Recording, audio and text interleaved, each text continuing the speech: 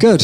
Hi, everyone from my side. I'm David, co-founder and CEO of SimScale. Pleasure to be here. Duane, also the fact that he's now leaving my presentation is not so cool, but it's okay. And for the next 20 minutes, I'm going to talk a bit about our work in AI and how we're seeing engineering teams adopt AI in a practical way. It's called a practical path to AI. There's many. AI is a wide field.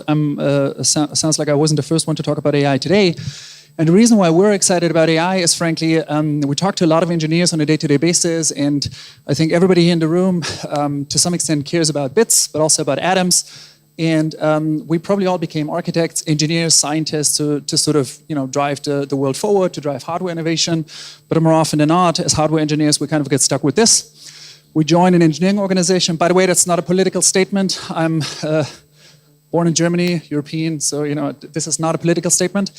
We're sort of getting into the weeds of how modern engineering looks like, into a larger engineering organization. Every product that got some level of complexity eventually has a big process around it, and that's what we end up stuck with. And so now we're seeing all of these incredible AI systems emerge, and we're seeing everybody in the last couple of years had this aha moment of seeing a frontier model do really complicated knowledge work for you. I guess everybody is using them on a day-to-day basis, and so why not have that in core engineering workflows? We're talking to a lot of engineering leaders on a daily basis, and all of them are trying to figure that out. Sort of, why is that not working? Why is core AI not working in engineering workflows? And because it works so well in other spaces, right? We've heard earlier, image generation, coding, all sorts of knowledge work has seen strong AI adoption. Why not core engineering workflows? And in addition, when we see AI in engineering, it oftentimes feels like this, right? You see, and by the way, we've trained a lot of AI models, so we're also, part of the problem here, that the AI inference always looks great, but what oftentimes you don't see is the AI training that happened behind. No pictures there. I don't want to sort of, get problems with animal protection and whatnot. So that's really the problem. And why is that? Because frankly, engineering, as we all know, is more complicated. I'm from Germany. Germans are obsessed with the V product development model, so no German presentation without the V product development model. But what it conveys is the complexity of putting a piece of hardware into the real world. And so hence, lots of modalities, lots of scale, lots of different disciplines, lots of things to get right in order to actually make AI work for you. And so that was, for us, the reason why we commissioned a small survey. We said we're talking to so many engineering leaders on a weekly basis, and all of them struggle with sort of figuring out how would it look like. We just had nice conversations over lunch where other engineering software vendors see the same. So how will it happen? And I mean, the somewhat good news is that the charts are probably too small to read from the back, I suppose. Anyways, I'll tell you what it says. The survey we commissioned, we asked essentially 300 engineering leaders about their expectations on how AI will enter the engineering workflow, on what they're seeing today, where they are today, et cetera. And I think the two main takeaways were, one thing that was encouraging from our point of view is we've been sort of talking with engineering leaders about AI entering simulation specifically since a number of years. And I think the sentiment changed over the last 2 years. Everybody, again, had this aha moment with frontier models. And the sentiment changed. This is a survey like 2 to 3 weeks old. Many of them are actually now saying that says more than 90% are expecting a significant boost in productivity for their engineering workflows resulting from the adoption of AI, yet 3% are seeing it. And again, from all the conversations I had here today, I think the statistics here, everybody has the same statistics on this, or sort of sees that anecdotal evidence on a week-to-week basis. Surprise, surprise, as a cloud-native simulation software vendor, the survey also said that cloud-native users are closer to AI adoption. Captain Obvious here, but anyways, that's us. And so what do we do with that? We think the fact that this complicated V model, the complexity we're dealing with, AI entering all of the disciplines of knowledge work, but not yet core engineering workflows, still leaves engineers oftentimes sort of innovating in the dark. It's a sentence we like because we're a simulation company. We're sort of helping engineers evaluate design decisions faster at scale in seconds. And in most engineering processes, that's not the case yet. So an engineering team is left with trying to innovate in the dark. You're making a design decision. There's hundreds of engineers making design decisions, yet there's a very handful, a very low number of engineers evaluating design decisions. And while somebody waits for the evaluation, they're left innovating in the dark. And that's sort of a bit the, we like this sentence, and it describes a bit the motivation we have at SimScale, where we think the technology is out there already. The technology is there to enable an engineering team to evaluate not a design decision in weeks, but thousands in seconds. That's a bold statement, and I hope sort of over a couple of stats about SimScale here on the left, and all what those stats shall show is that we've been fortunate enough to work with, at this point, thousands of engineering organizations to help them accelerate the way they evaluate design decisions by multiple technologies. And the way we think about it, and here's sort of, so far I talked about AI, very fuzzy, sort of what is it? And the way we think about it is that we think that there might be eventually, large, novel frontier models that do big chunks of core engineering like in one step. Right now, that's not yet visible, but what is visible is what we believe is that every step of the engineering process sees the first AI tooling evolve. By the way, this is not the V model, as you can see, so I hope you appreciate that I broke it down to a very simple model. So we can call this the poor man's V model, maybe. And everybody that has done real design work also knows that it's not that linear. Where an engineering team loses time is in the iterations. So, it looks very linear, and we've seen earlier, I loved Ruben's talk, and we need to speak later, where we've seen sort of AI tooling emerge on the left that accelerates the way design is being generated. And then on the right side, DFM checks, simulations, testing is sort of the role where you evaluate designs. And today, teams lose time when they try to iterate through those loops. And that's the big bottleneck. And we're excited. We think it's an exciting time in engineering because we're seeing in each of those steps the first tooling evolve. I would almost say in all of them. And many companies are here. We see Cinera down here. Shout out, Andrew. We'll talk tomorrow. Generative is here. There's lots of companies doing great work around each of those steps. And we think sort of it starts to feel real that actually a lot of the mundane work in engineering workflows starts to at least be augmented, at least accelerated, eventually completely automated by AI systems, and those working together. And so the place where we fit in, because SimScale is not everything to everyone, the place where we fit in is that part in the middle where it's about engineering and physics AI. Two AI systems that shall help to cut down the simulation lead time, which we call it. That is not just the actual solve time so that the solver is fast, but all the manual work that it's associated with actually setting up a simulation, running the simulation, evaluating the simulation. Those are the two systems that we're building.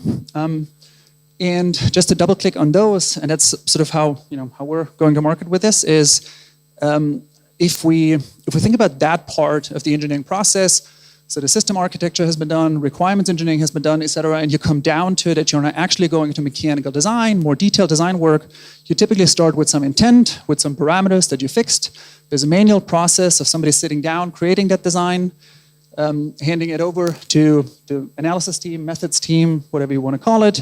This is an iterative process. They iterate a couple of times through that process to eventually reach the final result. And the way we now think about that is everybody is familiar with running simulations takes time. So the blue box on the right, the simulation part, specifically when it comes to more complicated simulations, you're going narrow into design space. This is sometimes sort of the time waster, the time killer. This is where, since years, physics AI methods, deep learning surrogate modeling techniques have been progressing. There's many novel model architectures. They're getting better by the day. And we think they're going to more and more be spread wider, be used wider.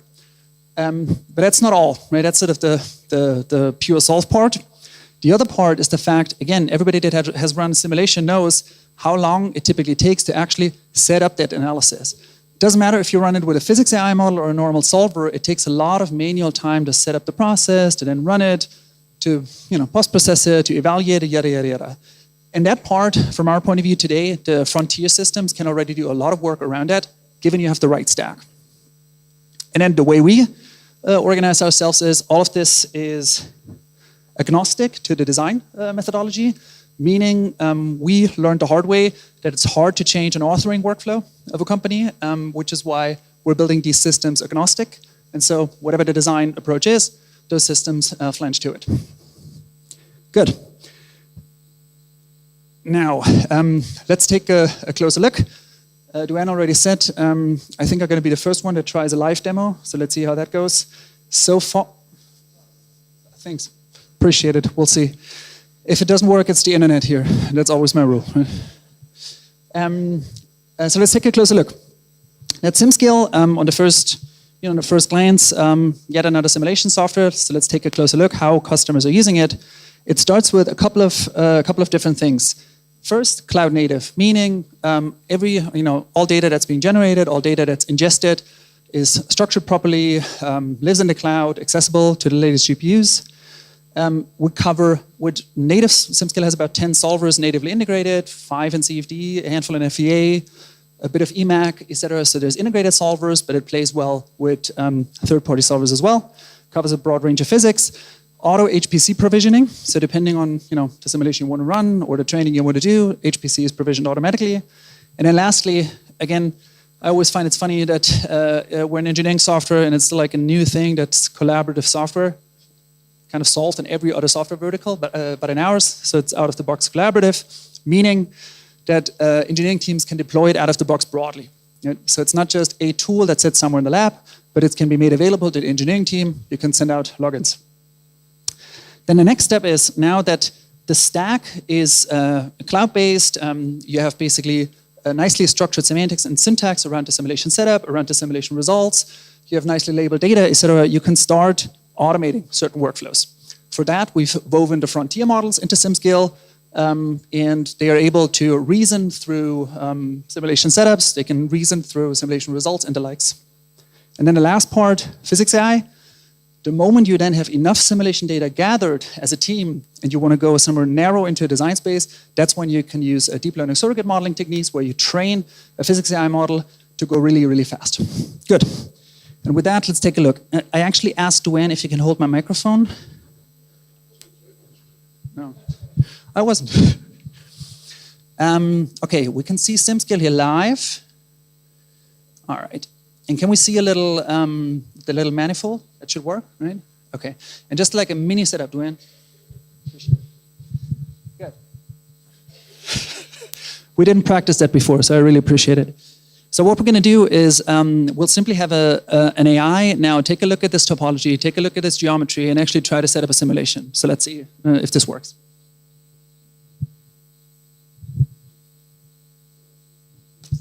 Do we want to get an applause to go in?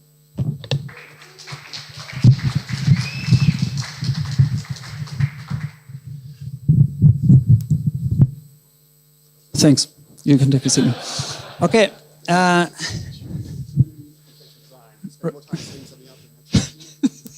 Fair enough. So what we're looking at here is like on the right, this is really just to make a bit sense of this. What we can see here is really a demo agent. It's a demo agent, customers deploying this production, like do this differently.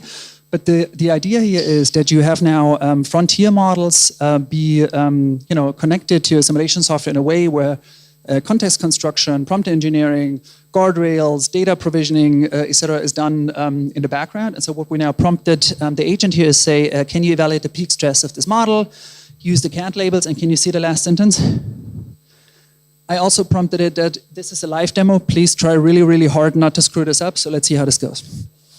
And what it now does, again, it's a bit of a funny demo. So customers deploy this differently, but think about it, this is now able to use physics, it can reason through physics, it can reason through topology, it can find certain CAD labels, yada, yada, yada. A customer deploying this to production would do it differently, they would give it guardrails, etc.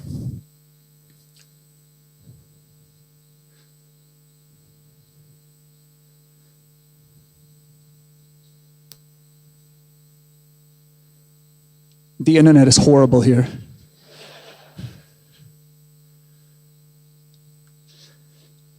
I do think it's the internet, but let's see how far it goes. I hope, maybe to wrap this part up, everybody that is familiar with how simulation teams automate simulation workflows, now we're in the materials section, right? It starts applying materials.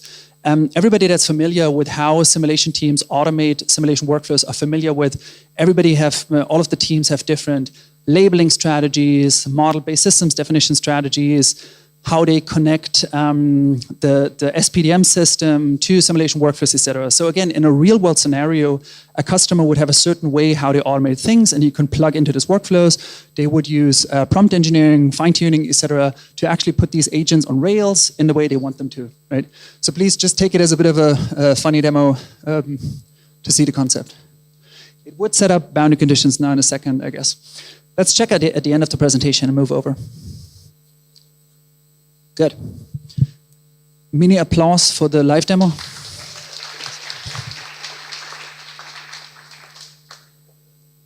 All right, boundary conditions, right? We're seeing boundary conditions? Okay, good. Let's move over. Just to wrap this up, I hope, even with all the microphone handling and the agent being a bit slow, I hope the concept of moving simulation data into a structured, accessible way, deploying it broadly, having the frontier models be thoughtfully connected, and then have the ability to train physics AI models as you go deeper into design spaces, shows that this is not just a, like an AI methodology that's supposed to sit in a lab where somebody, has a very specific AI model only this person can use, but where actually an engineering team can start leveraging AI practically thoughtful, right? I hope that came a bit across. Just some use cases. Am I still okay on time, Duane? Okay. We have a fairly large case study section on the SimScale website. So if you're interested in how different teams are deploying this, we're working cross-industry. We're working with engineering organizations at many different maturity scales on the AI adoption. So if you want to take a look, there's a large case study section where you can click around and see if there's something useful for you.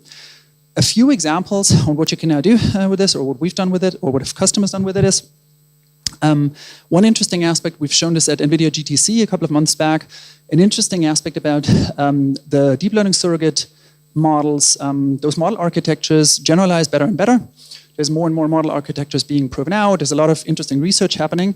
And so we put this to a proof, or we put this to a test and trained a fairly broad, a pre-trained pump CFD model that now out of the box can at least sort of estimate the CFD simulations of an unseen pump.